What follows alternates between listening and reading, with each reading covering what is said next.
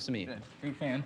I think that the general narrative of the Bible is the soon coming Messiah. Obviously, there's some discrepancies and disagreements on the whole notion of whether Jews believe that the Messiah was God or not. But if we're looking at the New Testament as a whole, there seems to be this narrative from the beginning of the Gospels all throughout Acts that the religious officials and everybody around this Jesus figure is trying to do away with this up and coming revolution or whatever, where you specifically noted with the blasphemy that Stephen so-called did.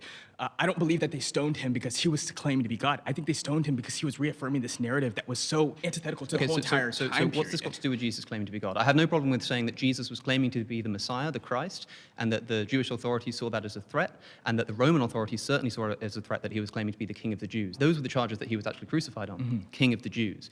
Where does Jesus claim that he's God? I'm just going to go back to John because it's the strongest source, and give you me have one example. the multiple instances of I am. Like, Let's take one. Even if it's just what you said earlier with the exactly how you quoted it. He says before Abraham, and Abraham in Jewish tradition and culture seems to be this forefather of their faith. So it's like, how are you putting a man, just any man, above Abraham? Well, he's not just any man. He's not claiming to just be any man. No, I'm not saying there's any old man, and then there's God, and I'm there's saying lots that of places in Abraham's between. statement reaffirms that I am. That you can't just say before Abraham because Abraham is the beginning of the Israeli timeline. Like this is the beginning of their faith. Sure. So to say that. So for what it's worth, I don't think that Jesus, the historical Jesus, actually said this. But even if he did, saying before Abraham was ego eimi certainly seems to imply that he is maybe eternal, at least existed before his bodily form. That's pretty weird. But claiming to be God is a different thing. As I say, when Jesus walks on the water, the disciples think that they've seen a ghost.